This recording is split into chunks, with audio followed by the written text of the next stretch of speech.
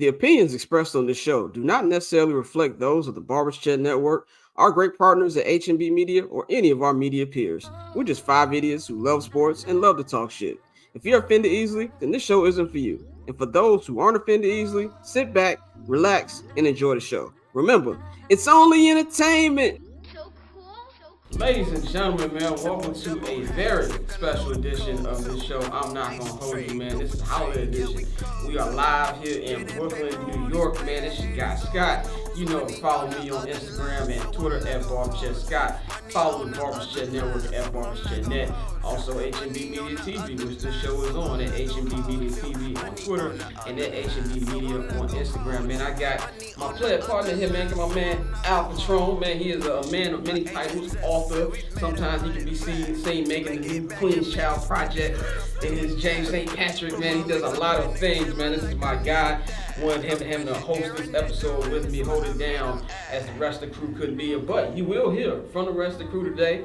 Courtney, Mikey, Dante, Bang have all submitted their year-end sound-offs, and you will get it in today. But how you feeling, my brother? Feeling great, feeling beautiful, feeling blessed. Let's get to it. Definitely feeling blessed in the holiday season. If you want to get more content like this, subscribe to the Patreon, patreon.com/Barbershop Network. We appreciate all the new subscribers. Y'all helping me out, as I call it, the Scott Lewis Rent Fund. So keep helping your boy out so I can stay in Los Angeles. But let's get into it, man. It's a lot of things going on in the sports world, man, as we get towards the end of 2023.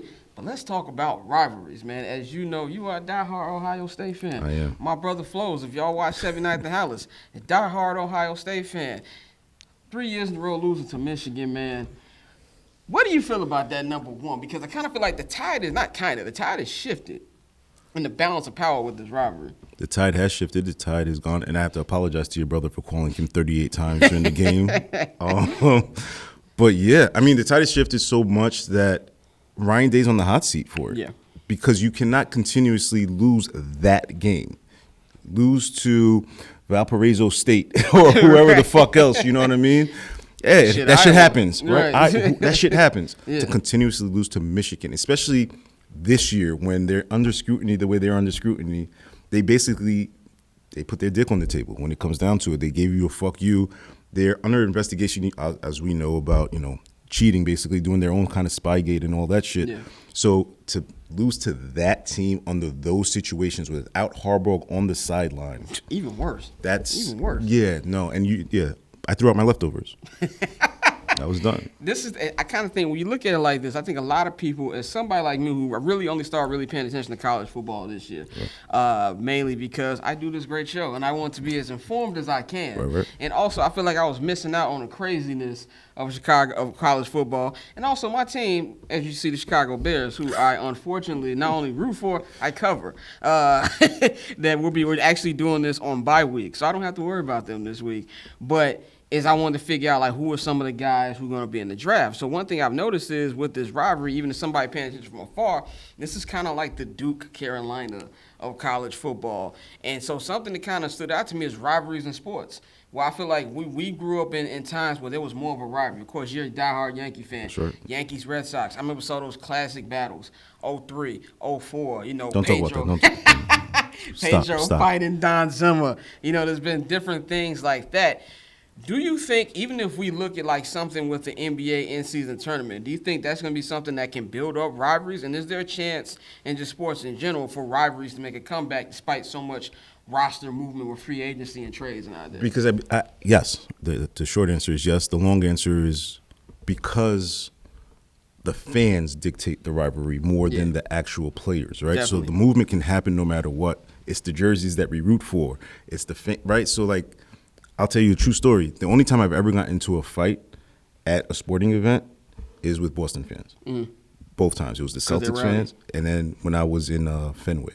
Those are the only two times I've ever gotten into a physical altercation. Getting into physical altercations is bad. It's wrong. Never do that. We don't co-sign. We don't co-sign that. Okay. But if you do, make sure it's a Packer fan, because there was one time that I think I'm pretty good at being non-biased, keep my professionalism. Okay. But last year, I made my first visit to Lambeau Field. And I hate to admit it, it's actually a nice stadium. Yeah. Really pissed me off when I went there that the people were welcoming. But after the Bears lost for the 100th time, as I was making my way to the press conference room, now it's an old-ass stadium, so you got to go through, like, the crowd in the main concourse to get to the interview room. I got you. And the chant, man, Sunday Night Football was night. I've been up all day. All I hear is Bears still suck. And I was hot.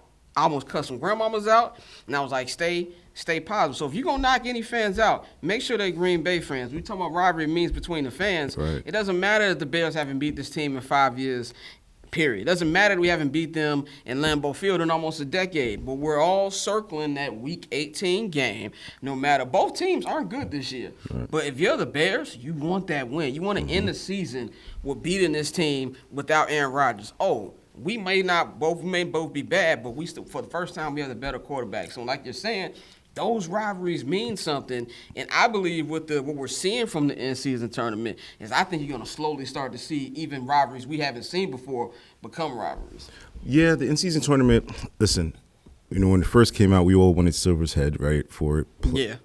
But at the same time, it's like now watching it, you see how competitive everybody has been about it. Because when it comes down to it, money is king, and $500,000 is on the line. You know what I mean? I don't give a fuck how much money you have. $500,000 is $500,000. You know what I mean? So, and these dudes get paid every 2 weeks. I think people forget that they get paid. It's higher than most people's, but they get paid every 2 weeks. And if you're not good at managing your money, $500,000 can help regardless. It'll help in any situation. So, and I also think that, like, with what you're saying, like, the actual on-the-court play, I'm not a huge fan of today's NBA the way I used to be growing up. But at the same time, I'm still a basketball fan, so I'm always going to be locked in. And I just feel like the play of the tournament, the intensity of it at least, it has been fucking amazing. And so what you're saying, I think rivalries are going to be born out of it, right? Where the Lakers-Suns, that's the matchup I want to see. I think whoever wins that wins the tournament. That's just how I look at it. I just don't, listen, I'm a Knicks fan, but I'm also realistic. I don't have that in me anymore to just blindly. It's a relief when that gets out of you. Yeah. I just don't. A relief. If there's anything that covering the Bears has done, it's brought some of our realism in, which is, I don't let them ruin my day. I'm not saying I don't get upset. Like, when they blew that lead to the Broncos, I sat in the press box for about 15 minutes because I couldn't hear Eberflus say the same thing he tells us every damn week after blowing that. But it's something where they used to ruin my weeks, bro. Like, used to ruin my You can't watch SportsCenter. Yeah, no, you can't watch SportsCenter. Like, even like with the wins, like, and we're recording this early, but like this past Monday when I did Monday Night Football in Minnesota, they won, but it was one of the wins where you didn't really feel like happy. It was like, that was a nasty game. They won, but it was just like you see with non-Kool-Aid colored glasses, you see it kind of differently. Like you had sex, but the sex was a 4. Right. Like, it was still good, but it's like it was like, just this. Like, I could have been fine. I could have been fine without it. That's pretty much what that is. Let's kind of make like a transition here as we talk about the NBA. We talk about the NFL. This is a holiday special. Christmas is coming up. We all know Christmas is usually NBA. Nope. Roger Goodell has pulled DeMarlo Stanfield, and it's really taken over. There's going to be 3 games this Christmas. A couple division matchups. You got your Chiefs and your Broncos, which is going to be pretty good. Right. This is my question. We talk about how the NBA is trying to proceed. Now, we all know they always say baseball is America's pastime. It's not anymore. The NFL is America's pastime. Let's just be real with this. If you're the NBA, because I don't like how the NBA even doesn't do NBA on Thursdays during the football season. They're scared. They got ran off the block. They got ran off the block. They moved it till Tuesdays. I'm like, you're not going to beat them in the ratings regardless, but I would still have the games on Thursday. If you're Adam Silver, what's something you can do to at least just kind of like, I won't say beat the NFL, because you're not going to beat the NFL, but kind of don't get ran off your block like what you're doing right now. Again, we go back to money being king, right? So I understand why the NBA season is 82 games. But you remember the season that it was, I believe it was 66 games? Yeah, I think it was the 2012. When did it start? I think it started on Christmas Day. Start the NBA season on Christmas. I've been a big proponent of that. Start the NBA season on Christmas. Yeah. And if not do that, why have the in-season tournament so early? Start the in-season tournament on Christmas. March. Or have the final on Christmas. That's a good one. You know what that's I'm saying? A good so idea. like make Christmas not just the new uniforms that you're putting out. Who gives a fuck about that? That's for little kids stuff. And I get it. Courts. Right. Listen, don't get me started on the courts. Listen, I play 2K and they're beautiful to play like 2K. And if I was a little kid that was growing up playing basketball still, I would love to play on those courts, but watching it like the Miami Heat red court and stuff like that, like the Chicago Bulls, like it looked good on Instagram. Then I saw it, my eyes were bleeding. Like, yeah, you don't want to. I can't watch that shit. You know what I mean? And I said we sound like grumpy old men, but it's the truth. But it's the truth. I am what I am. Yeah, and so that's what I would do. I would make Christmas mean something, not just have it. Hey, it's tradition. Like fuck the tradition of it all. So that's what I would do. I think to me, if I'm Adam Silver, I just, in the words of the kids now, I stand 10 toes down. I'm like, look, we're going to lose anyway, but at least give another option. Because as much as I love the NFL, I will watch bad football over bad basketball any day of the week. But sometimes you want that option. Maybe I don't want to watch Colts Jaguars. Maybe I want to watch, Celtics Sixers or something like that. At least give me an option.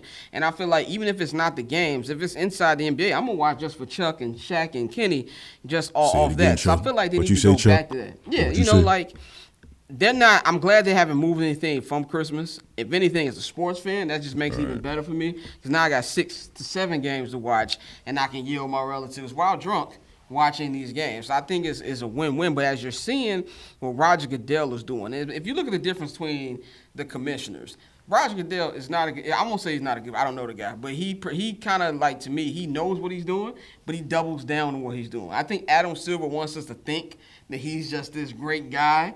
And he doesn't do it. We can see different situations. The Miles Bridges situation, the Josh Giddey situation, which you're going to get into later on this show. The way he handles it, but then deep down, he doesn't really give a fuck. Roger Goodell doesn't give a fuck, and he doubles down on not giving. So if there's anything I can respect from Goodell, it's that. And I feel like if you're the NFL, you know that you're going to try to take over everything now. We have the first Black Friday game, which as bad as it was terrible. It was supposed to be good because we didn't expect Aaron Rodgers to get his knee cut off. But that's going to be something that you can build on. I believe, now, as unhealthy as this is, I believe there's going to be football on at least 4 to 5 times a week in about 2 or 3 years. That's, I think, where we're going, and you're going to see that with the CBA and all these other contracts coming in.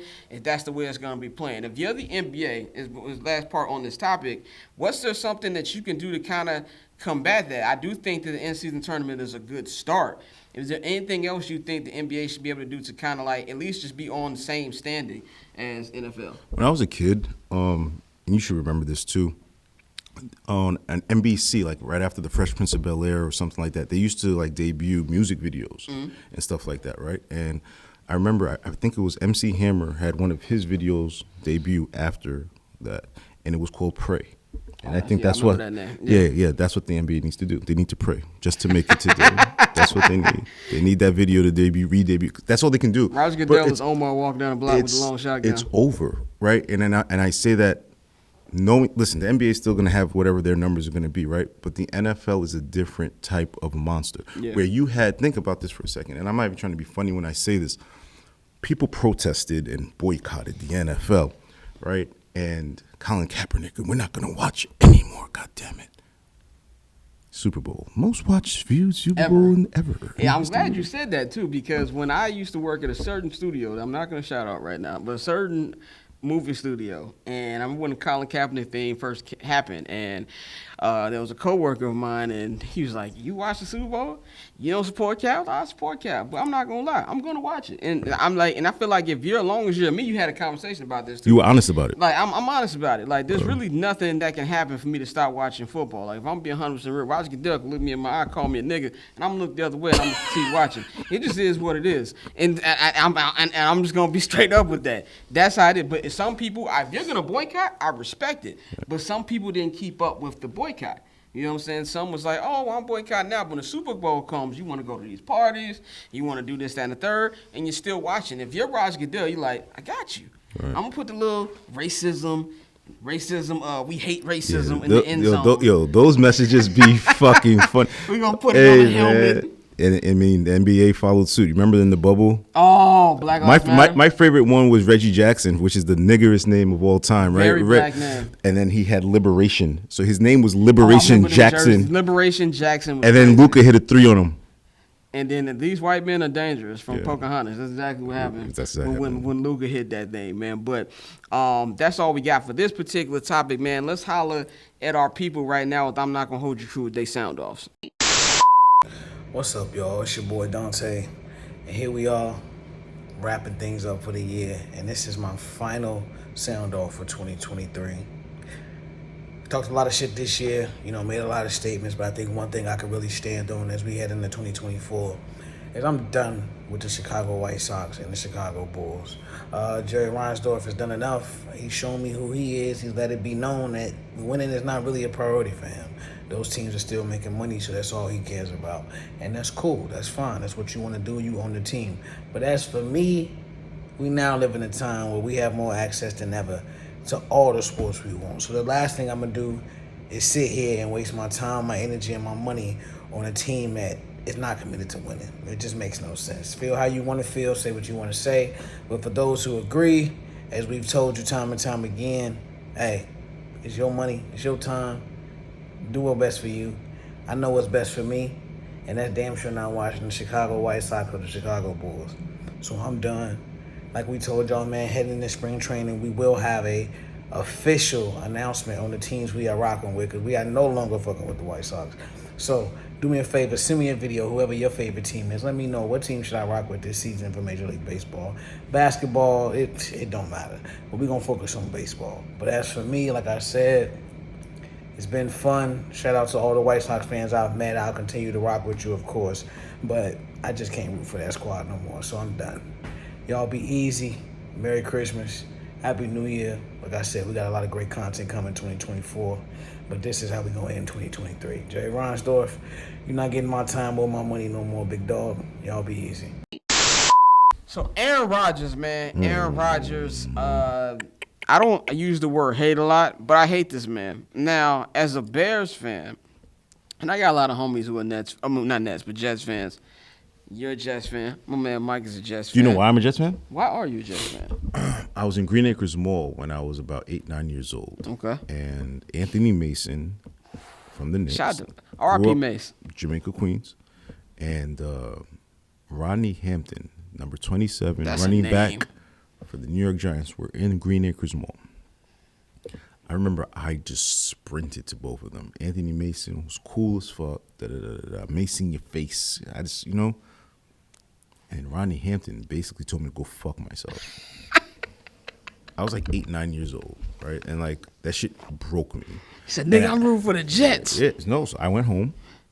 Whatever it was, I think it was either my Super Nintendo or my cousin's Sega Genesis. I remember I was dead broke and I couldn't picture this. And now, dead ass, all jokes aside, I just played with the Jets in Madden. Then I just kept running. Who was the quarterback in the Jets? It was around that time. I want to say that was pre-Vinny Testaverde. Was it Nagel or was it Boomer? It was one of them. It's like I can't remember exactly because I know Boomer was 94 for sure. 93, 94 was Boomer. So it might have been Boomer. It might have been around that time. But I just remember going home and playing with the Jets and. When I tell you pissed, and I have not forgiven Rodney Hampton for that, and I was my entire family are Giants fans. It's my cousin and I, and the only reason my cousin is because I am. Right. So he followed me. He follows you, and everybody else in my family is a Giants fan, except for one of my other cousins. He's a Ravens fan, but he loved Ray Lewis because he played football and he loved Ray Lewis. So like Ruger Ray, what did I call him? Yes, but like, he's definitely rude. Shout out to Buckhead. I didn't say that. Actually, I apologize. Shout out to Buckhead. Actually, I apologize. I didn't mean it. Yeah, they said Ray Lewis and BMF the reasons you can't party in Buckhead as a black person.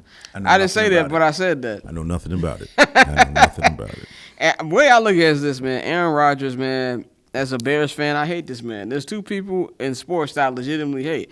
It's Aaron Rodgers and it's Randall Cobb. Nobody has brought me more pain in my life than those two men. I remember 4th and 8. Like, there's a lot of painful losses as Bears fans. 4th and 8 wasn't even a playoff game, but it was the NFC North Championship game in 2013. This was a season where the Bears had multiple opportunities to win that division, and they fucked up. I remember the Sunday Night Football game where they lost to the fucking Eagles by 40 points because Jay Cutler decided he didn't know how to throw the football. So, I hate Aaron Rodgers. When he tore his Achilles, I'm sorry to my Jets fans, homies, I laughed. I feel no remorse. But here's the thing, right? And I'm not trying to be funny. I laughed, right? And not laughed like, haha, Was him being hurt. Was the American flag thing? It was first of all, no, it was a maniacal laugh, number one. It was just like, oh, this is going to fucking really make me fucking snap. But then it was also a laugh like, this is the most Jets thing ever to possibly happen. On the fucking first drive. On 9/11 history. On a 9/11 anniversary. On 9/11. I always told everybody that Eric Adams is the worst thing that happened to New York since 9/11. God damn. No, he really is. No, and I'm not exaggerating when I say that. He really is. Fuck that guy. And I'll say that. I've said that, and I will say that to his face. We'll get to that later in this program. And no, I just really, honestly, that was just the funniest. It was just like, yeah, all right, okay, God. God is the funniest nigga in all time, man. That's what you can say. Like, really? That we've waited for a quarterback. Do you understand who I've dealt with? I did with the butt fumble. Oh, you don't want to do Zach. You don't want to no, do you don't do that. Quarterback you don't do that with me. You don't want to do the quarterback name here's with me. the thing. Saturday Night Live. See, this is why. Saturday Night Live had a whole thing. The Bears. I remember it when I was a kid. Right, John Goodman. John Goodman. Oh, right. Exactly. Chris Farley. I think Dan Aykroyd was on there. Right. You guys. Because of the Bears' previous success, you guys had Walter Payton, the '85 Shout Bears. out to the I hear you. So you're gonna say, shout out my man Jared. Jared, what up, baby? And it was almost 40 years ago, and I get that, and I completely. It was a long time. It's 3 years before I was born. It was almost 40 years ago, and I completely understand that. But they had a run. The Jets. Never had a run. We've had. Yeah, well, no, we had a run. We had when Mark Sanchez was here and couple with AFC Rex Ryan and stuff like that. But like, it's not the same. It's like Jets fans remember it. Nobody else. Football fans don't. Yeah. You know what I'm saying? It's a big difference in that. So the Bears run compared to the Jets run, two different things, right? Where the Jets were predicated mostly, almost exclusively on defense, right? Where I remember it like, especially honestly. Start with Darrelle Revis, and then you kind of build it after that, around that, right? Bart Scott with the can't wait and all that can't shit, wait. right? You have all of that, right? And Rex Ryan, obviously, him and Rex Ryan coming from Baltimore, blah, blah, blah, blah, all that good shit.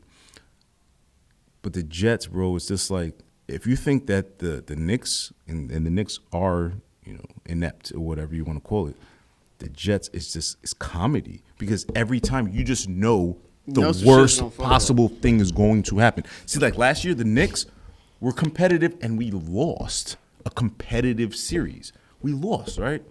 Whatever, Julius, his thing, whatever the fuck, right? The Jets is always a comedy of errors. It's always something. Anyway, with Aaron Rodgers, this guy is trying to make a comeback. He has been cleared for practice. The 21-day window is open. I will say this about Mr. Rodgers. He's only doing this so he can tell people to fuck you and I came back. This has nothing to do with helping the Jets. This is 1,000,000% about his ego. Yeah, this is just stroking his ego. That's all it is. By the way, his Achilles, you don't come back from Achilles in, like, what's it been, 3 months? It ain't been 6 months. It's been 3 months since he tore his Achilles. You don't come back that quick, especially the guy at his age. So when he's doing it, he's trying to just have the first snap, tell people I came back. He don't care that his Achilles falls like pulled pork after that. And I don't like the devil's advocate route, but I am thinking about something as you're saying. Okay. Right? He doesn't become Aaron Rodgers without an ego. That's fine. That's fair. You know what I'm saying? So, like, for him, it's just like, you know what? One more time, let me grab my nuts and remind everybody that I am who the fuck I am, right?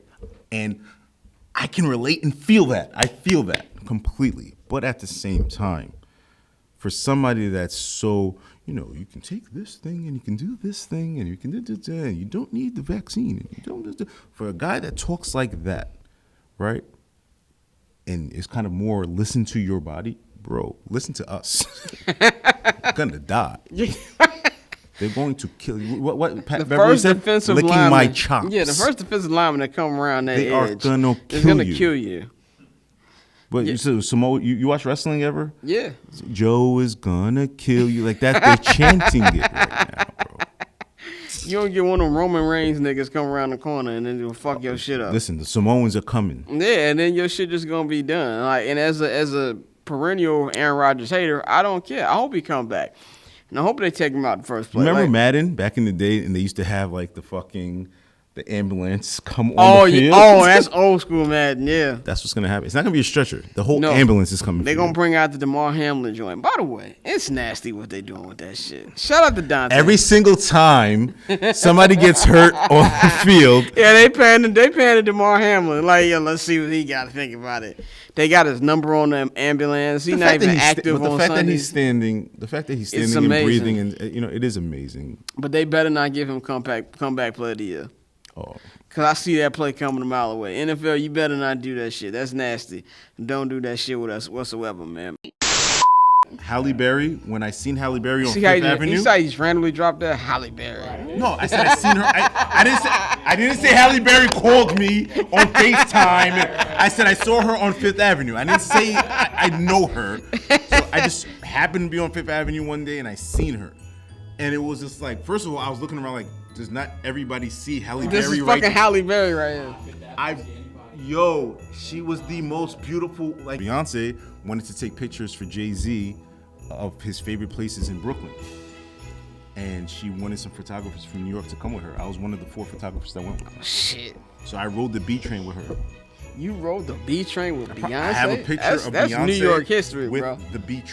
The sign of the B train right there next to each That's other. fire. And I have that in my book. I have that in my coffee table book at my crib. Yeah.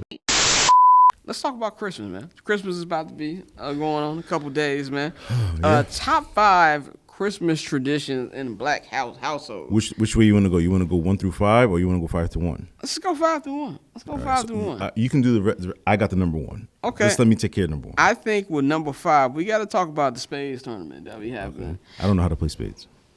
Wow, you don't know how the fuck did this happen? All right, so many people have tried to teach me how to play spades, but then I've always noticed that there's women here, there's chicken here, and there's liquor over there. I'd rather be doing that, right? And then I always notice that all spades games always end up in an argument.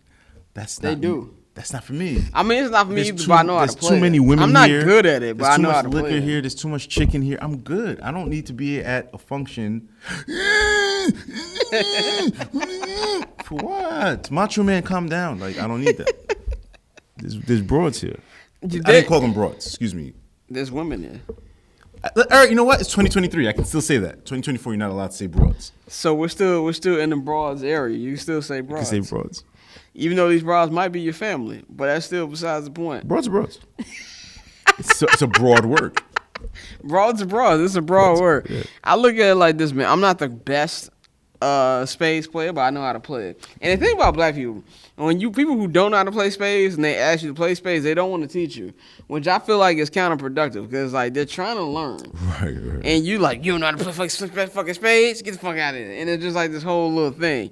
And then you like the outcast in the group and everybody want to laugh at you because you don't know how to play spades. Mm-hmm. Like people told me how to play spades. Now, am I good at it? No. I'm actually fucking terrible at it. I'm way better at Uno. I'm the Don at Uno. I am the Tony Soprano of Uno. Now, I can't beat my little cousin, so there's a little caveat in there. We're going to go get Uno cards after this. Yeah, we have to. We have to do it. My cousin, and by the way, I do ups and downs, stacks, all that shit. I do all the hood rules. My little cousin, I think she's 19. Yeah, she's 19. She'll be 20 next year. Okay. She's 19 years old. She's like the Kawhi Leonard of Uno. She beats you and she don't talk no shit. She don't get in your face. She just like Uno out. And then makes you upset because she don't talk. Like, at least give me something. She don't do that. She just will beat you and give you the Kawhi stare, man. So that's number 5 I'm going to put. Number 4, open up one gift on Christmas Eve. Who came up with that idea? My mom. He said your mom. My mom, probably. I don't know. You can pick one gift. That's real shit. And then it's like, it's always, and kids, we're going to go for the big gift, right? Well, you're not allowed to open the big gift on Christmas Eve. You're not. Because you need the audience. Yes. Everybody has to see you open the big gift. Yeah. So. That would be number 4. I feel like the thing that I used to love about Christmas Eve was opening the one gift. Also, I'm a big eggnog guy now, but when I was younger, I couldn't drink it with the alcohol. So I just love the regular ass eggnog with the cookies and shit like that. Now, I want to be very clear. I never believed in Santa Claus. And it's not anything that was like anti-Santa or anything like that. It just, as a kid, it just didn't make any sense to me.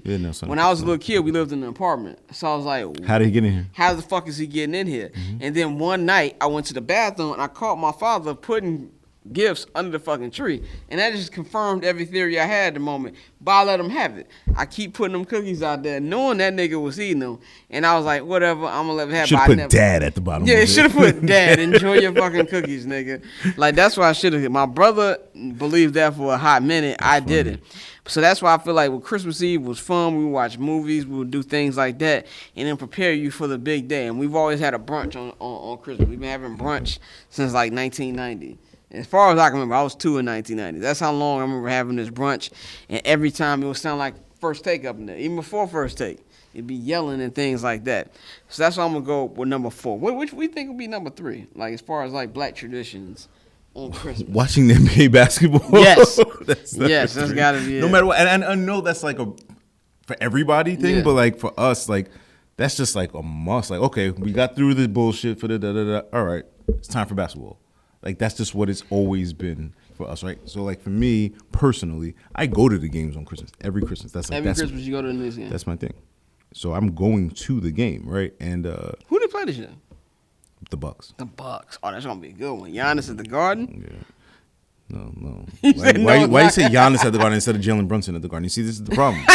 This is the issue. Giannis and Dame at the Garden. It's Jalen Brunson is allowing these people to come to him to come to his house. But yeah, I think sports. I think this sports being part of Christmas, right? Because after the gifts and after that's it's time for the adults to.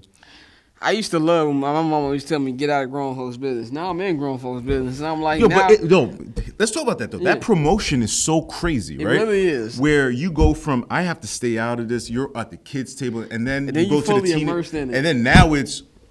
You're part of grown folks' business. Oh no, you are the grown. Then you don't want to hit grown folks' business. Right. You don't want to hit grown folks because it's too messy. That promotion is sick. Yeah, this is what I told my little cousin a couple Christmases ago, and we were talking about bills, and I was like, "Damn, I gotta pay my rent in like a week." He's like, "What's rent?" And I told him when my cousin was telling me, "Don't rush to be grown. Yeah. You don't want to pay rent. You really don't." There's things about being a kid. It's about being naive. You don't have to do nothing but do your homework, go to sleep on time. I wish I could go to bed at 9 o'clock. I can't. It's just not in me. I wish I could be able to do that. So I tell all the kids out there, don't rush to be grown. You don't want none of these problems. Eventually you will, because there's a freedom that comes with being an adult that's unmatched. But you pay for it. It's what you pay for. Literally is what you pay for. But enjoy your youth as long as you can. I think number 2, man, if I'm going to go with number 2, I think it's actually like the fellowship that comes with just being like in a black family and drinking and enjoying it, because we don't get to see each other as much. So it's like I know there's certain cousins, certain family members I only get to see once a year. Right. So we're able to sit down and have a good time. And if you don't speak to them all year, you sit down like you spoke to them yesterday. Right. And that's where the sports comes in. You chill, you watch movies, you have a good time. So I think it's the fellowship that I enjoy. I'm not saying it's not like that with any other races, but all I know is with black people, when we get together, it's a whole different thing, and everybody has that whole kind of companionship, even if it's only for one day. You might not speak to this nigga for another 12 months.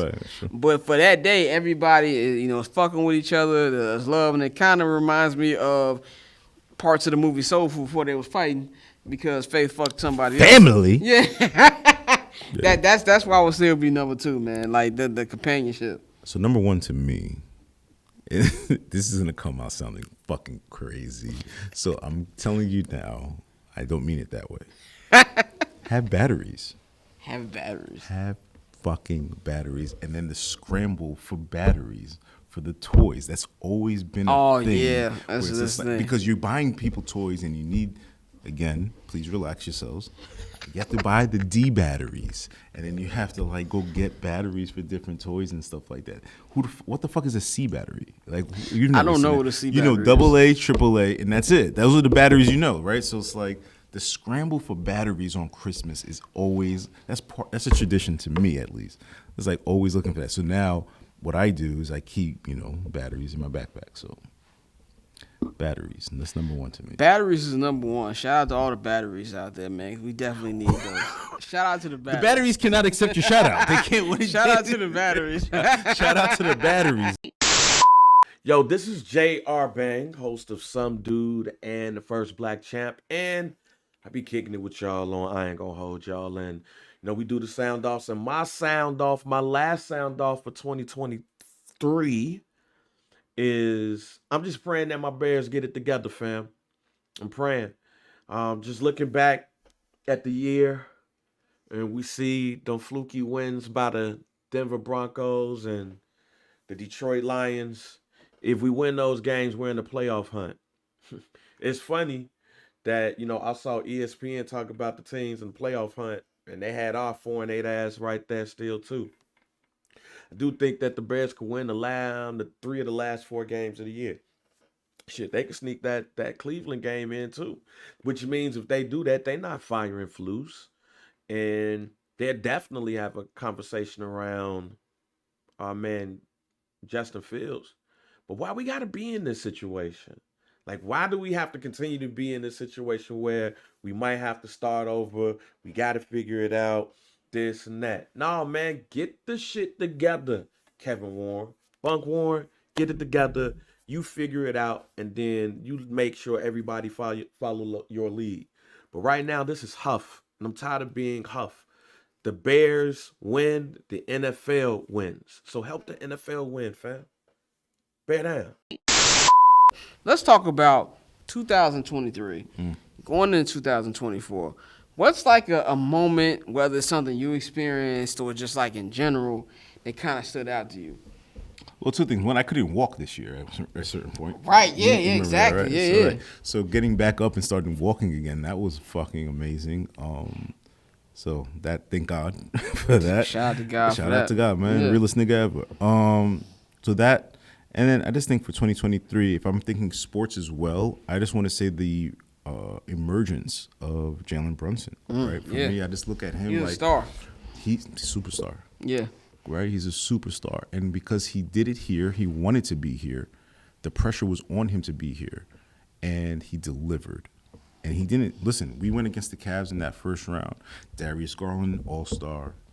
Evan Mobley, the next Garnett. Yeah, niggas was tripping on Evan Mobley. Next Garnett is crazy. And then here's the thing. Donovan Mitchell, the guy who wanted to be here, is on that team. Still wants to be. Which is the guy. Honestly, I think he's going to be a Knick. That's who we're saving our space. It's going to happen. All those picks and all. That's what we're saving it for. Yeah. So like, all of that, right? He has to stare down that. Just think about the coach's son, Rick Brunson, a former Knick, which we have fond memories of him, kind of, because he was on the team that. What did Rick Brunson do with the Knicks? He was on the '99 Knicks. I mean, like, was there any like special moment? No, he was on the night. He was on the team. He was just on the roster. He was there. Yeah, I mean, I got you. You get props for that, I guess.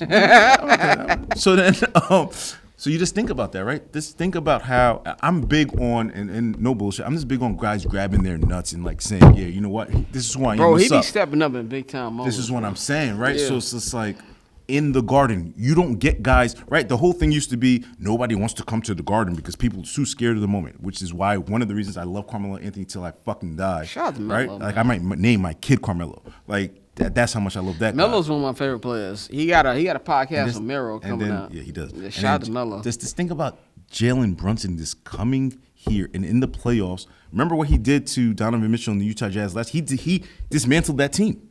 He's the reason the team got dismantled. Donovan on Utah Jazz. That's funny as hell. Right. So then that nigga was on him. So then now look. What he did to him, that guy that was supposed to be here, that all the fans were crying about, we didn't trade for him. I'm one of them. I was pissed that we didn't trade for him. And then it was just like, you know what? Fuck him. I'm going to get him out of here. And he did that. To me, as a New Yorker, that's the biggest, that and the fact that the Rangers won the World Series, right? Where you don't typically think of the Rangers as any type of contender of anything, right? Where were the Yankees? Where were the Dodgers? Where were the Red Sox? Where were those guys? Shit was the Astros. Where's the Astros? Beat them niggas. So fuck the Astros, all right? Jose Altuve. My man Jose Jared, big I know. Astro Okay, all good. Jose Altuve can't keep getting away with this. You can't keep getting away with this. Every October, my nigga, like, yo, and it be right around my birthday, too. Every ALCS, yo, fuck you, nigga, like. Astros got the White Sox fuck up out of here super quick. The only thing about that series was that Lurie Garcia home run was funny. We was getting our ass kicked. Mm-hmm. I was in Vegas that weekend. I came back from This is the 2022 playoffs. 2021 playoffs. I came back from, it was my first game I was covering as the Bears and the Raiders. And I came back and I tweeted. I was like, yo, what's the score? They're like, man, fucking Astros kicking y'all ass. And I got to the hotel. It was beating us by like 4 runs. And then they came back. Fucking Lurie hit a big home run, and then we got our ass kicked. Yeah, you were feeling yourself, right? That's what I was feeling myself. That's what like, they do. They like let you. They let you feel yourself for a second, and then all of a sudden, then they brought us back down, nigga. Motherfucking what's my man, the pitcher who got the long ass hair? McClure's? Valdez, right? Fromber shut her ass down in game 5. It was a wrap, nigga. I couldn't say shit at all. But like, what's like some things like 2023, like personal moment that might have been big for you? For me personally, I think I didn't write this year. You didn't? No. Damn. I didn't put out one interview this year. That's crazy. I didn't put out one interview? I didn't put out one interview this year, and I did that on purpose. And that was to show, and I'm not one of those people that likes yelling, "Oh, for the creatives." I'm not that guy at all. I'm more of, I'm just going to show you. They didn't want to pay me my price. So fuck it. You're not getting so you're not getting anything. Yeah. I'm not gonna lower my price for you. So You I think that like me holding tight to that, and then all of a sudden my phone started ringing, "Hey, we need you." So the holdout that I did, because mind you, it wasn't on purpose. Right? So when it started the year, I started the year like, yo, I'm not gonna write until you pay me. And then it became I couldn't do anything because I couldn't walk and I couldn't whatever, right? And then my phone started ringing. It's like, oh, okay. And then they started naming, and I was like, okay, so this is the price that you're willing to pay me.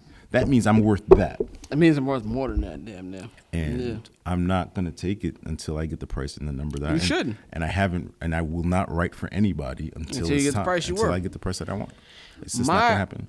My top moment was talking to my favorite quarterback, Patrick Mahomes. So I was able to ask him a question. I asked him, does he have like a special motivation when he plays the Bears because they passed up on him? Right. And then when I remember they played the Bears at Soldier Field, I think it was like 2 years ago, and he counted to 10 when he scored like one of his touchdowns.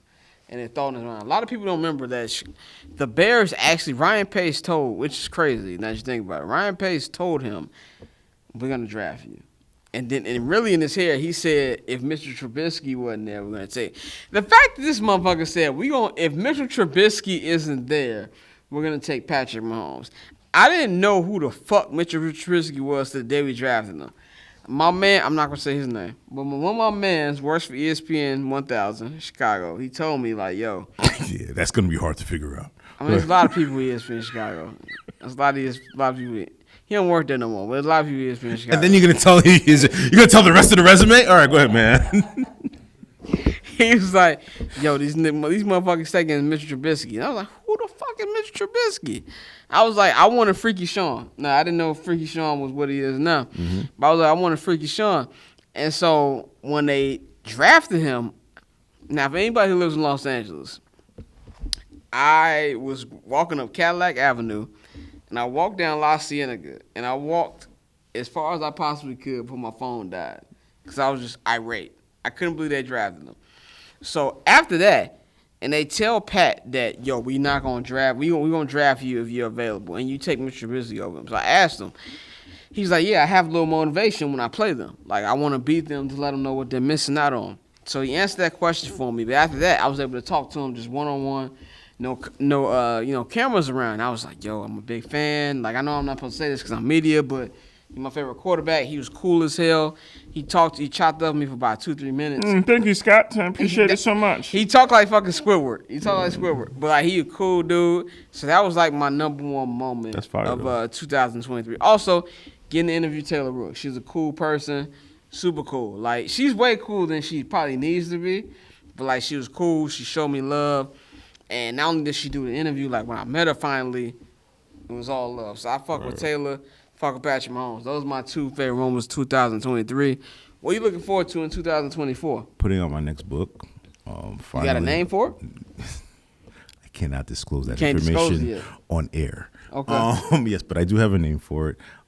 It's my first book in 4 years, so that's going to be really, really crazy. I'm also finally...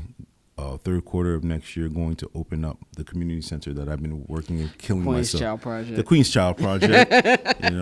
Me and Councilman Tate, we're gonna do that. But yeah, those are the Shout two out to things. Lorenz Tate. He was only in Chicago for like 2 years, but we gonna let him slide. Those are the two things mostly, right? Like, it's funny. I don't have selfish goals, right? All of my goals are predicated. What do you mean by you don't have selfish goals? Because even my book, right, which is a thing for me, once I finish writing it, it's gone. I'm done with it. It's not for me. It's for everybody else to have and enjoy at that point. And then the money that I get from that, I go use it to go do what I do over here with everybody else. Like, for me, money is not a thing for me to keep. Money's a tool for me to use. You know what I'm saying? It's not like when I was younger, I used to have the response of, I didn't grow up with money, so I need to have money. Right? But then it's just like, once you see what money does to you, it can change you, bro. Oh, it made me a nasty motherfucker, man. It made me a cutthroat. I was a killer, bro, and I don't want to be. I'm not that. That's not who I actually am. I feel like with business, sometimes you got to be, but you shouldn't make it like change. No, you see that's. I think that's the lie, right? Where you say it got to be. No, you don't have to be. It's what they would like you to be, and they want to show you that because they want you to become them, right? So that they can keep that going. Because they only want to keep it in that certain pipeline. I'm not a motherfucker that's going to be like, say if I know you the plug for X, Y, and Z. Well, and that motherfucker over there needs you. I'm not going to be like, nah, man, I don't know what to tell you. No, here, go ahead, get together. Because no matter what, that doesn't stop even if it does stop what I do, it's what I'm supposed to do. Right? I think that's too many people have this idea, and I don't want to call it gatekeeping. I think that's just an overused term. I just think too many people have this idea of if it's not, they want to be kingmakers. Yeah. Right? So, because if you look at it, right, just take a perfect example, right? You'll look at social media sometimes and you'll be like, some motherfucker will be like, man, I don't think my book was good enough. And they do this sad boy, sad girl thing. So people can respond to them. And so people can respond and pick you up and lift you up. Now, oh my God, this thing so that's everybody got, kiss your ass. Right? Yeah. So then that. Now that's the play. That's the way that they're going to get right. But then if a motherfucker walks in the room and says, yeah, I'm that nigga. I'm that nigga. Yeah. From day one, I've been that motherfucker. I didn't say you're not. I didn't say you're not. I just said I am. So your insecurities are making you feel that you're not. That has nothing to do with me. That has nothing to do with me telling me that I'm that nigga, right? So then once you see somebody like that, it's like, no, we got to bring him down a notch. Because we didn't make him that nigga. How dare you? How dare you be that nigga on your own? How dare you be confident? How dare you? Right. So it's just like, so so going back to not having selfish goals, it goes back to that a little bit, where it's just like, I like to empower other people, right? So I'm going to feel how I feel about myself no matter what I get, no matter what I am and who the fuck and what I am, right? And I just want to just not let people fall into that trap of things have to be that way. So to go to your point of like having to be cutthroat and no, you don't have to be. You can be somebody that's kind. You can be somebody that shares. You can be somebody that's not. And that's not to say let people fuck you and let people take advantage of you. I'm not saying that at all. But still be you. You can still be the person that you want to be. Now, certain people deserve to fuck you in business. Don't get me wrong. You know what I mean? But at the same time, those are the people you don't want to be in business with. Right. Because the people that want to do good business with you, the people that want to take care of you and stuff like that, those are the people that, again, I have a big thing where it's like, your purpose is bigger than you. Hey y'all, it is Courtney Collabro at 1-800-COLLABRO on socials. Just wanted to give a big thank you to everyone who has supported I'm Not Gonna Hold You this year, and we're really excited about everything that we got going forward in 2024. My sound off for 2023 though is for people who are disillusioned now by the college football playoff. Okay, we already knew that the system wasn't perfect when we had 5 power conferences for 4 playoff spots. It's unfortunate that Florida State got shafted, if you will, but I'm sorry. A conference championship winning Alabama is a blue blood program, and there's no way that Florida State is getting in, undefeated albeit, but is getting in. They didn't do what needed to be done in order to get there, and that is why Florida State will be watching from home. Tragic, you hate to see it. Alabama fans, y'all enjoy this. I will enjoy this, okay? We don't give a damn about nothing but the Tide over here. Happy holidays to you all, and thanks so much for listening, guys. So as a very biased Chicagoan, Chicago has the best pizza on planet Earth. Let's be very clear about that. But I have been told that Joe's Pizza, best pizza in New York, so we about to find out. So we finna come up here and see what they got cracking, see if they got some good pizza, man. Let me tell you how wild this nigga Al is. This motherfucker walked across the street with what Al you? Jameson? What Al? Yeah, he said the same as before, so I'm guessing. I don't know what the fuck the same before. Yo, yeah, he got the people's tequila again. He done went across the street like he owned that over there and just sitting over there just drinking. We over here in Joe's Feast. I don't know who. Oh, Al calling me right now. What, you gotta treat that shit like one? I just got ready. I can't be here too long. Let's see what this is cracking up to. I don't want to get by the car. This is the most New York shit ever. We walking across the street to the park with a big ass pizza. Come roll with your boy. We'll see what's happening.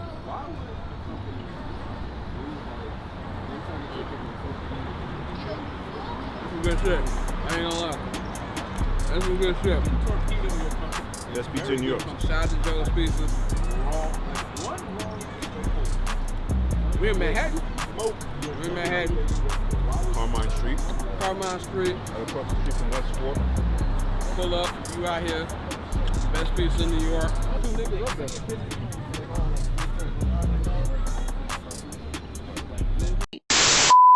What's good, y'all? It's your boy Mikey tapping in from somewhere where it is not cold in the month of December. I just wanted to say first and foremost, happy holidays to you and yours from the I'm Not Gonna Hold You team. We appreciate every single one of y'all that has reposted a video on Instagram, retweeted on Twitter, liked, left a comment, whether good, bad, or indifferent. We're here to just invoke sports conversation to tell you how we feel. Keep it real 100% all the time. Give a fuck with any of that other PC shit. But with that being said, this is my last sound off for 2023. Deaf to the word generational talent. Y'all motherfuckers use it way too frequently. Every 2 weeks I'm hearing, oh, so-and-so's a generational talent. Oh, we passed on a generational talent. If you're using it every 2 weeks, he's not a generational talent. He's a bi-weekly fucking talent. Y'all gotta stop doing that. Y'all gotta let people's careers play out. I can name only a handful of true generational talents. LeBron James, generational talent. Patrick Mahomes is showing to be a generational talent. Michael Jordan, generational talent. Get the fuck out of here talking about some Anthony Richardson generational talent. He's played fucking 2 games. So we need to stop that shit in 2024. I'm signing off. Love. So we have a special guest, man. We got my guy, Randy Wilkins, man. If anybody who don't know who this guy is, man, 3-time Emmy Award winner. This guy directed The Captain, which is one of my favorite ESPN documentaries. Appreciate you. And I'm not just saying that because this guy is here. Derek Jeter is my favorite baseball player of all time. So we got him here. We're going to talk about a little bit of the Yankees and everything they've got going on. I got 2 diehard Yankee fans with me. They've had a lot more baseball success than I have as a White Sox fan. I only have 2005, and to be real, I'm never going to get that again. So I'm appreciating that. But we got him here, man. Thank you for joining us, bro. Yeah, of course. Man, there's a lot of stuff going on with the Yankees this offseason, man. A lot of the name is out there with Juan Soto and things like that. What do you think about how this season ended, you guys not making the playoffs, and things that you want to see from them this offseason? I think it was a long time coming. Yeah. I think this year is a result of not doing the things necessary in the past to make sure that, like, I don't believe in windows. I think that's kind of nonsense, especially with the Yankees. Like, the way that they supposed to operate, they should always have a window. Right. But I think the way that they went about their past off seasons, like with how playing that Plan 189 thing and not going after Harper, Machado, and like the just long list of targets that they didn't go after, a year like this was coming. Right. You know what I mean? So they didn't maintain the youth. The roster got old overnight. They made these decisions to like not go after left-handed hitters. When for me, I've been saying it for like 5-6 years. That's what the Yankees are. Like literally. The building is built for it. Literally. So that felt like just misdirection and wasn't really.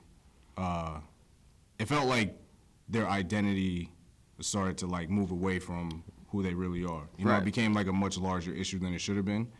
So this year wasn't surprising.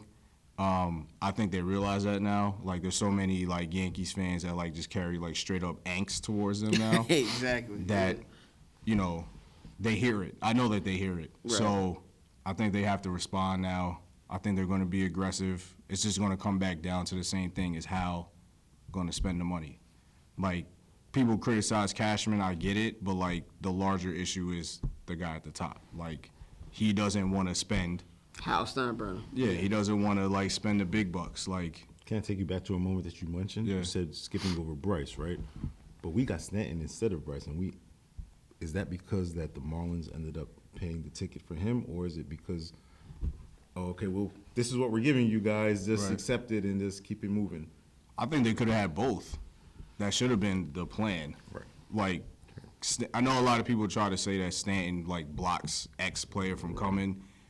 That's not true. Right. Like, the owner blocks X player from coming. It's like, the Yankees. Y'all it's should be the able to Yankees, get right. both. Yeah. Like, it should have been Judge, Stanton, Harper. And they just decided not to do it. And then, like, Cashman I'm not trying to defend Cashman. He's made mistakes. But, like, you know it's BS when he's like, man, we have, like, Clint Frazier and ex-outfielder, so we can't get Bryce Harper because we got Clint Frazier. Like, Red Rocket? Yeah, exactly. So you know that's like coming from somebody else, and he has to be the front man. Like, Right. Nobody actually believes that. You know what I mean? So, like, the past year, I think is a result and culmination of, like, years past and decisions that they made that caught up to them. Like, even the midseason trades were them trying to, like, catch up with decisions that they made in the past. So that's what you get. But I do think this offseason they're going to be aggressive. I don't know if they're going to get everybody, but it's not going to be like before. They don't really have a choice. Right. Give me 2 of 3. Just get me 2 of 3. Yeah. Give me 2 of the 3 that we're talking about. So if you can Soto. get like a Juan Soto, because there's been like a lot of rumors about his trading, especially we know with the Padres owner just passing away. I think they're trying to cut salary. I don't think the Padres thing with Soto really worked the way they thought it was going to work. Right. And they paying a lot of money to Manny Machado. They're paying a lot of money to Fernando Tatis. So I think that he's going to be – yeah, exactly. We don't know what's going to happen with Blake Snell. He's a free agent. So I feel like they're going to get rid of him, and I feel like the the Yankees are a prime target for him. There's been a little conversation about the Cubs, but I don't think he's really going to go that way. If you can get a guy like a Juan Soto, do you think it's the hitting that's the problem with the Yankees, or is it more of a pitching issue to you? Oh, it's a hitting. It's the offense now. Okay. I mean, again, I've been saying this for years. Like, you know, we talk on Twitter and all that. I've been saying it since, like, before the pandemic. The Yankees' issue is left-handed hitting. You know, like, the teams in the East, you can just look at the division. They built their teams to go after the Yankees, and they did it one particular way, and it worked. And they never adjusted to it. You know what I mean? So it's like you play in Yankee Stadium, your best hitters are all right-handed. They're all back-to-back-to-back. You know, if you have, like, guys in the pen that throw 100, there's next guy. You know, there's an Astros fan in here. Same thing, like hard-throwing righties. Yeah. If you had lefties mixed in there, the results of these playoff series are Be different, right? You know what I mean? Right. Like, that's just how it is. I know the Astros fan don't want to hear that. But, you know, like, but even if you look at, like, the past series, like the 2020 ALDS against the Rays, the righties killed the righty lineup. Yeah. And even then they won 5 games. Yeah. When they played the Astros, one of the biggest hits of that series is Aaron Hicks' home run off of Justin Verlander. You know, it's Didi, Didi Gregorius just missing that home run against Garrett Cole at Yankee Stadium. So to me, Juan Soto, like, addresses a lot of things. For you to go Judge Soto every first inning of every game. That's crazy. Those are runs. That's a crazy lineup. You know, especially in that field too. Yeah. He's gonna have an advantage. Back, right? Yeah, exactly. Then you have Jason that comes back. They still need another left-handed bat even beyond that. Yep. But, like, offense is a priority. It's been the issue and the thing holding them back. Like, their pitching's been good enough because they have a great bullpen.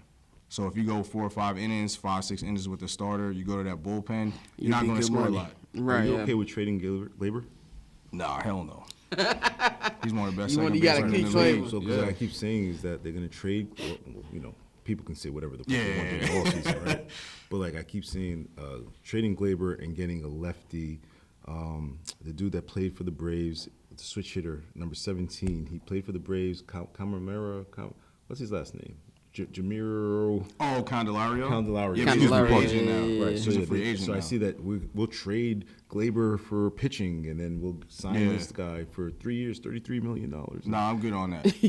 Just spend money. Like, just spend money. Glaber's like, underrated, I kind of feel like. Like, whenever he came up in, like, White Sox, like, trade rumors, I'm like, I would love Glaber on this team. Yeah. Like, no disrespect to Tim Anderson. I love T.A. T.A. doesn't play the best defense on planet Earth. But, like, I feel like that's a guy that you don't want to get rid of because he can have clutch hits. Right. He can play it. He has a decent glove. And I feel like he kind of just – if you have him in a lineup of, like, a Judge or, like, let's Soto. walk that back, though. Let's walk that decent glove back because there's games on Sunday Night Baseball that I can go back to and say that Glaber lost us those games because of his inept defense, right? I like Glaber Torres a lot. He's not somebody that stops me from going to get good pitching. No, of course not. Right. The only thing is, like, but it has I don't to be have a standout pitcher, bro. Yeah. Right. Yeah. But I also don't have a second baseman now. That's true. Like, yeah. you don't have a second baseman. You're okay with Also, one of the kids coming up?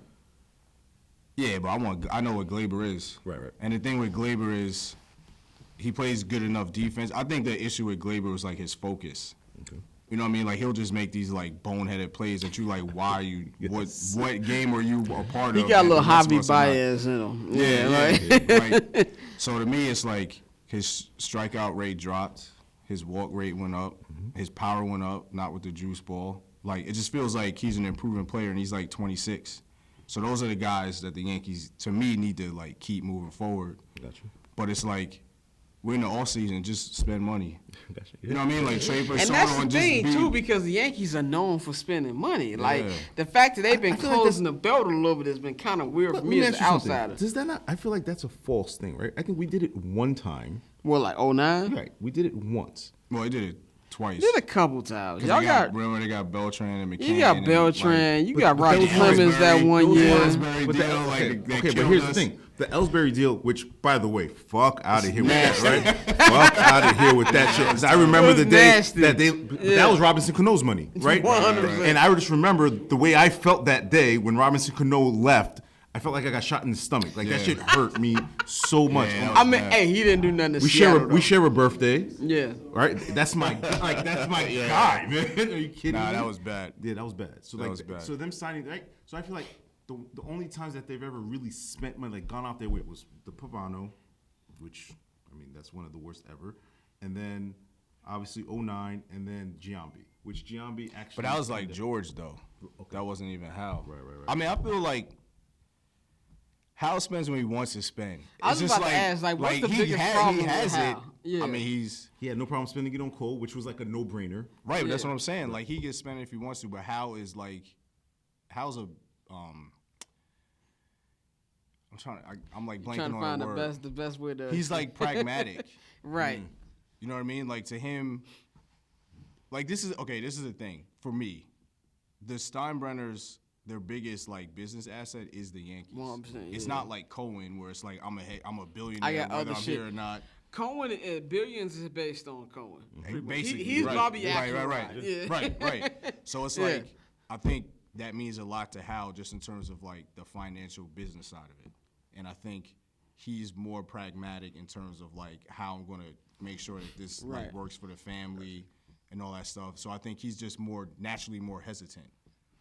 I think he's competitive. Like, even, all right, like, not to name drop, but, like, talking to Derek. He's like, Hal's Derek? Jeter. I know Derek. The captain. The captain. He always said, because I would talk to him and be like, yo, what's up with Hal, bro? Like, why? What's going on? Yeah. And he was like, he's competitive as hell. Like, whoever thinks he's not, they're wrong. Right. It's just he has a different way of going about his business. We don't like it, but that's who he is. That's who he is, right? But he's competitive. Like, when he says I'm trying to win, he's not like BSing anybody. Right. It's just that his beliefs to get there are different than his dad. Yeah. Right. His dad kind of was like, by any means necessary. Yeah, like, George didn't give a shit. Dad's $100 million. Fuck. But there's also context too, because they changed the rules to stop George. Right. Yeah. And then Hal came into that environment where it's like, I can't do X, Y, and Z like my dad. Yeah, and like revenue sharing. Like, that was to stop George. That was like an anti-Yankee. 100%. You know what I mean? 100%. So it's like, if Hal came into a situation where he didn't have to worry about that, he would probably more like his dad. Yeah, so, I mean, I'm still envious of that as Jerry Reinsdorf is the owner of my favorite team because he's just cheap as fucking fuck. Now here's a question I'm gonna ask, like when it comes to like the documentary. Now, of course, you got close to Derek and things like that.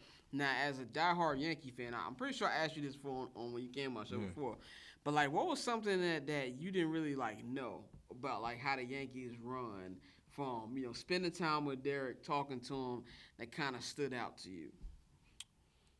I mean, there's a lot of drama behind the scenes that the fires are like put out, and you never know that they happen. Right. You know what I mean? Like, there's a lot of drama with the Yankees just because they're the Yankees. Right. You know what I mean? There's a lot of egos. There are a lot of people that work there. There's a lot of decision makers, and it's just like when they say it's different in New York, it's true.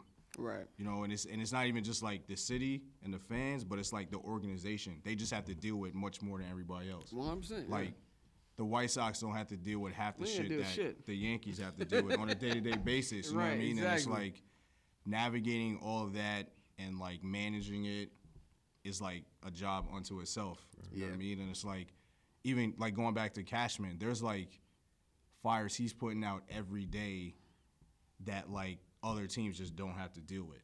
You know what I mean? And then you got to deal with the media. Yeah. And like the New York tax. And the New York, right? Yeah, it's all of that. And then when you go out to play, you have a lot of fans, especially now, like just shitting on the team. You know what I mean? Like I went to the third game of the 2022 ALCS. Okay. And like Matt Carpenter had come back. Now Matt Carpenter, we loved him because he was like Babe Ruth for like a month, and then he got hurt. It was crazy. Right? He got hurt, but then he like forced himself to come back, even though his like foot is basically still broken. Right. And he's not hitting well. And there's somebody behind the dugout. Yeah, they're like shitting on him. It's like, yo, this man's 1 foot. Like he's trying. He's trying his ass off. And like, I'm not gonna say who, but somebody from the Yankees dugout like heard this dude and just started blacking out on him.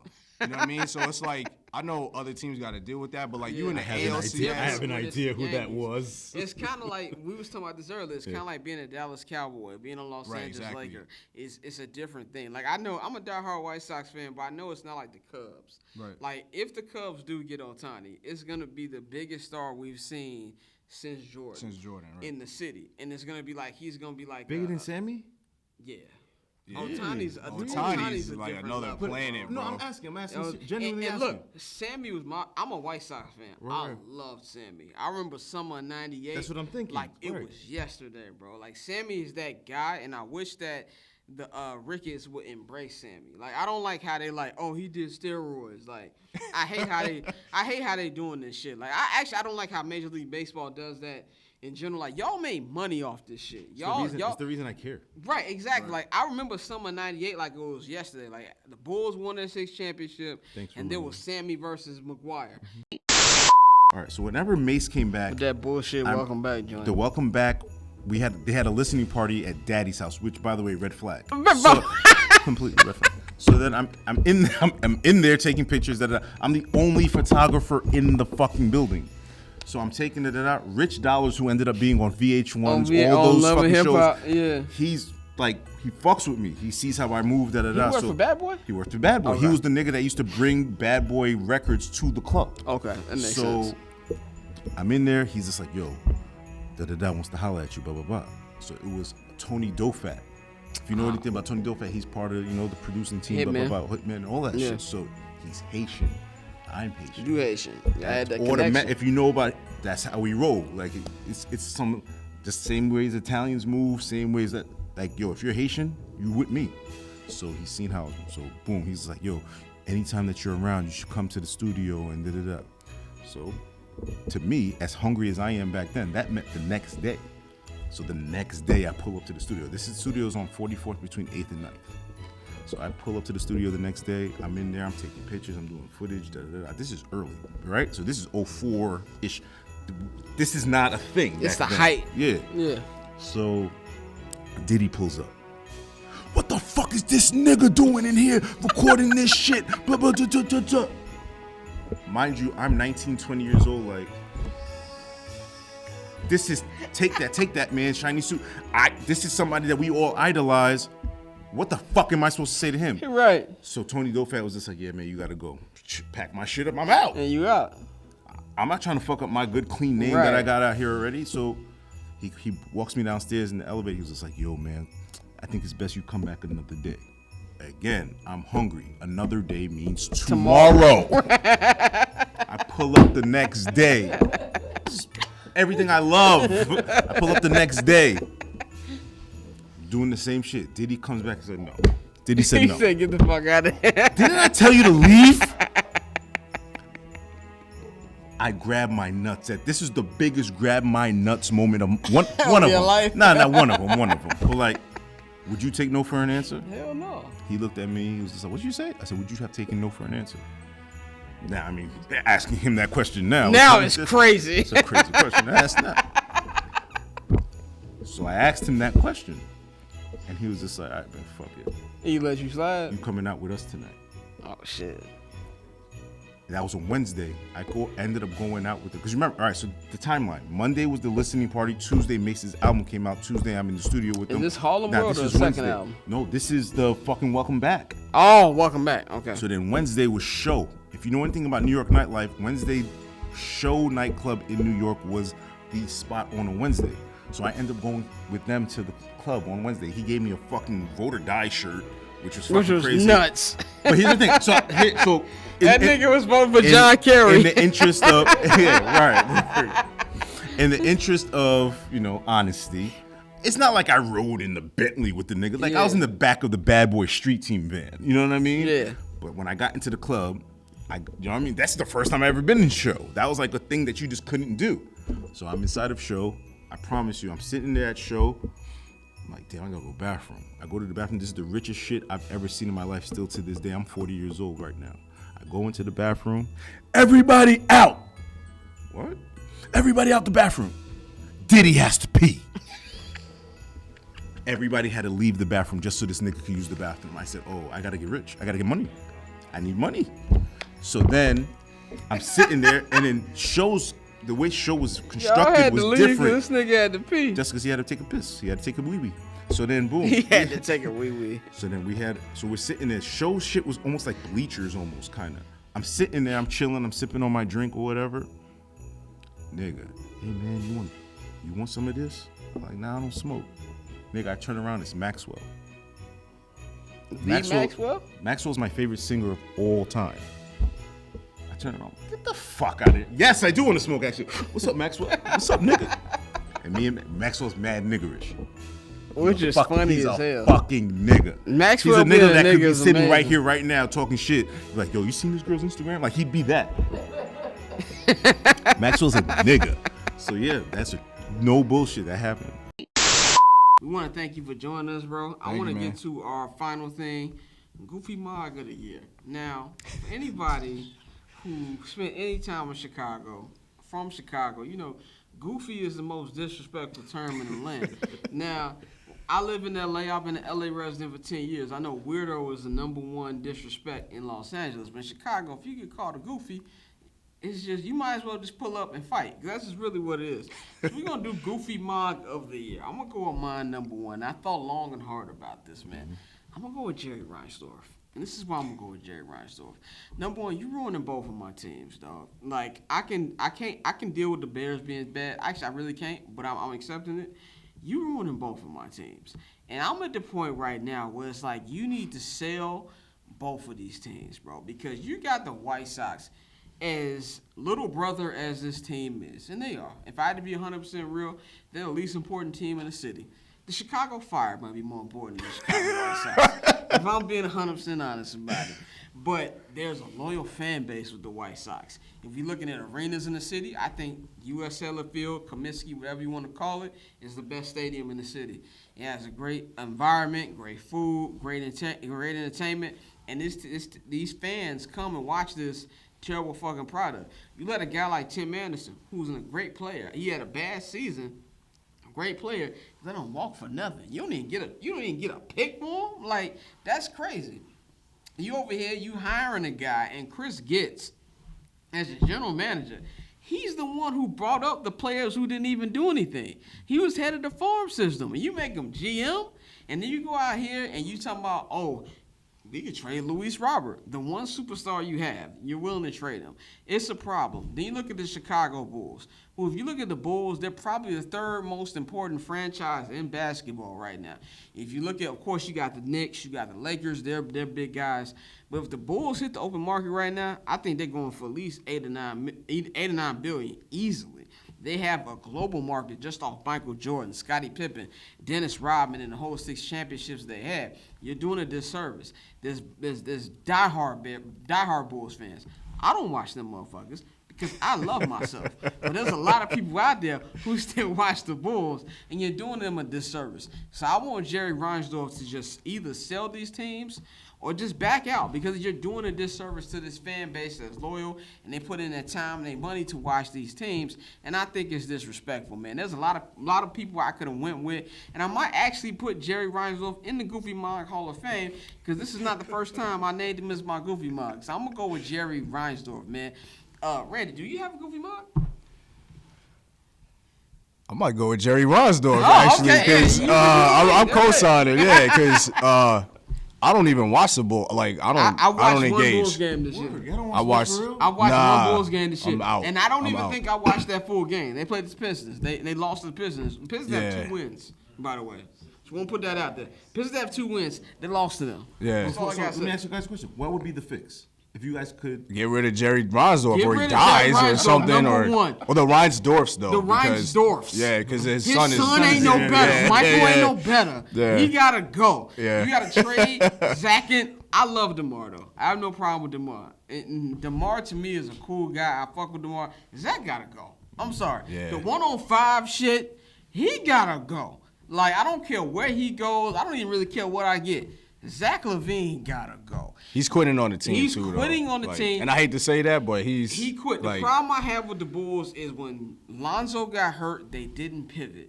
Lonzo's not coming back. Let's just be 100% real about it. If he does play again, he's not going to be the Lonzo we remember him to being. And he was the heartbeat of the team because he made the offense run. He played defense. He's one of their best three-point shooters. Without him, you got a team that was built for 1997.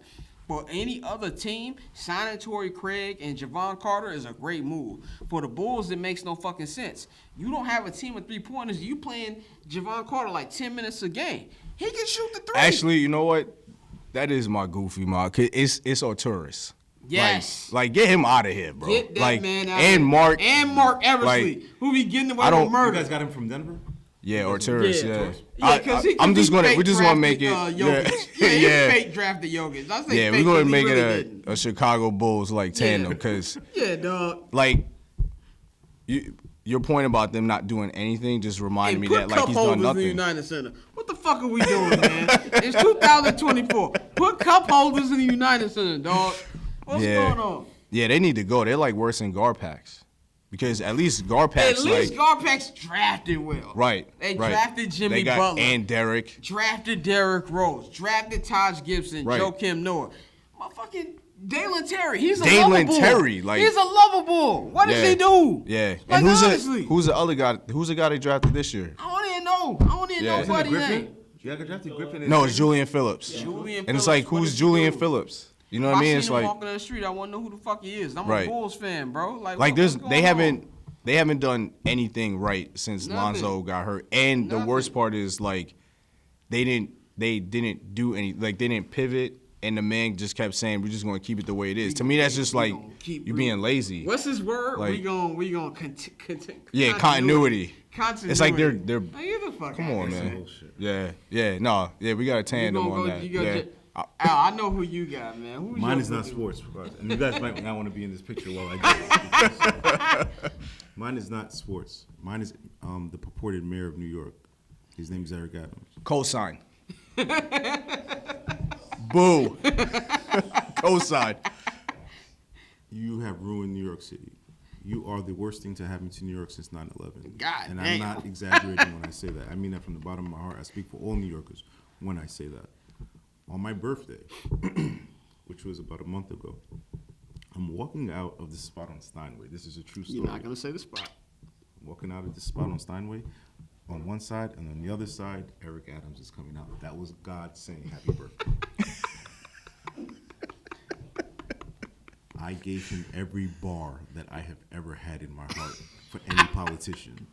And I didn't yell, because that's not who I am. I don't believe in confrontation that way. Right. So I gave him the facts. I told him about how he's slashing the budget of this, and I gave him all of those things, right? And again, the only reason that you are the mayor is because the PBA boss cried about defunding the police. Know that. You are a puppet. You are nothing more than that. You'll never be anything more than that. You're not a tough guy, because I proved that you're not a tough guy, because when I seen you, you know what I did. So like, don't ever play with me like that. I'm different. So that's number one. Number two, so as I'm standing there, his security comes up to me and said, well, and I told the security, I said, you touch me, and I promise you everything that I do from now on is going to be self-defense. And then his security said, okay, my bad. My bad. They knew you were serious. Yeah, they didn't know that I know. And then, his whole thing that he does is, well, I get stuff done. You can't talk to me like that. And I don't mean like talking, I'm not going to talk like that right now. Because over the holiday weekend, I fed over 300 people for Thanksgiving. I did that. Queen Me. Shout Project. You know what I'm saying? I spearheaded that. I take care of the community. I take care of the kids. I'm opening up a community center. I've had community centers. I take care of kids after school to make sure that they're not on the street at all. So you goofy ass, you're just a cop. That's all you are. You're a police officer. You're nothing more than that. You'll never be anything more than that. You're a bitch. Number one. Number two, you're going to jail. Just to be very clear about that, right? You're going to prison, my nigga. Like, because look at it this way, right? If everybody around you is getting knocked, you either told or you're next. So that's one of the two things. Which one is it, Eric? Which one? So that's you. So for me, you're the goofiest of goofy that's ever existed in this city. And the next time I see you, I'm not going to be kind and you're not going to get a pass. And you're a criminal. And you're going to jail. And you're going to jail. Right? Yo, hold on. Remember he told Marlon Wayans, oh, I'm a nightlife mayor. I like to test the product. Rikers is your next product that you're going to test. I promise you that. Yo, shout out to the Chicago mayor, Brandon Johnson, man. We fuck with you, bro. No, hold on. You don't fuck with Brandon? Oh, buddies. They're buddies. You have to understand something. These politicians, man, I be going to the town hall meetings. I be there. And that's where my energy, that's when I start yelling. Outside of the Knicks games, that's where the energy, you see the way I'm talking right now? I don't talk like this. I'm a calm person. That's when I get hyped, because you're taking money away from the programs, from the libraries, from whatever else that's productive in New York City to go ahead and feed the police, because defund the police took whatever out of, you know what's crazy? In Long Island, there was like a bunch of cops one time that got like busted for, false overtime slips and stuff like that. And that's it. You heard about it one time and you never heard about it again. None of them got in trouble. Nothing happened to them. But then we're supposed to kiss the mayor's ass because he looks like us. Listen, when you look like me and you're in that position, I hold you to a higher standard than anybody else, because you're supposed to know better. Yeah. You're not a nigger. You're a nigger. Yeah. ER. I just want to, can I say something real quick? Sure. I agree with everything you just said. Mm-hmm. The library thing here is like one of the most disgusting things I've seen from a politician in a very long time, and that says a lot. Like, I mean, reading is like fundamental. It's fundamental, but it's also like very personal to me. Like, like books are like invaluable to me, and it's like beyond that, the institution of a library anywhere. What it does for people. Yeah, the it's access like to Wi-Fi. Yeah, it's crucial. Like I think people are like underestimating the impact of that decision here. It's like that's how people can get jobs. Yeah. Like, that's how they stay connected to the world. Right. Like that part that you just said. Yeah. Imagine I don't have Wi-Fi every day at my regular life. And I'm at work Monday through Friday. So Saturday, Sunday is the only time I get to go to the library and apply for another job to help go feed my family. Now I don't even have that. Right. Yeah. I mean, it's one of the most like dangerous, disgusting things that a politician could do, just because of like how important a community resource, a library is anywhere, not just like here, but anywhere. Is it any different than banning books? No, it's the same thing. Like, and it's like, it's difficult because it's like, he's not really one of our own, but technically he is. Right. So it's even worse. You know what I mean? It's just, I co-sign both of your choices. Eric Adams, you gotta do better. This is the end of the show. I'm not gonna hold you holiday special, man. I appreciate you, Randy, Yeah, pulling man, up on of us, bro. course. Thank you. Al, man, you know, as usual, bro, I appreciate you for, hosting this with me, man. Shout out to my entire I'm Not Gonna Hold You team, Courtney, Bang, Dante, Mikey, man. Of course, y'all hollered them in this episode. They gave their year-end sound off. And I appreciate everybody who's not only watched I'm Not Gonna Hold You, but anything that Barbershop Network has done in 2023, because we couldn't be able to do this shit without y'all. You know I yell at Bears fans all the time who follow 79th and Hallis. I cuss y'all out all the damn time. But I appreciate y'all for even listening to the podcast, because you might not, you don't have to listen to us at all. Like, me and my brother, we just talk shit and we cover the team. So I appreciate everybody who listens to anything Barbershop Network. We're going to take this thing to another level in 2024. I appreciate everybody who pulled up today. Shout out to my guy Nikhil. He directed and produced you're this. amazing. He's You're amazing. amazing, bro. Shout out to him. Shout out to my guy Germs in the building. Shout out to my guy Mike in the building. My man Tassan in the building, man. Shout out to everybody in the building, man, who appreciate it and fuck with us, man. Shout out to New York. I love this city. You know what I'm saying? I know it sounds cliche when people talk about energy, but there's a certain energy in this city that I feel when I pull up here. So I fuck with New York, man. So I appreciate everybody who watched the special. And we gonna holler at y'all in 2024. Barbershop Network. You can follow me on Twitter and Instagram at Barbershop Scott. Follow the Barbershop Network at Barbershop Net. Subscribe to the Patreon. Patreon.com/Barbershop Network. Y'all have a good Christmas, a great holiday. And we gonna holler at y'all in 2024. We up out of here.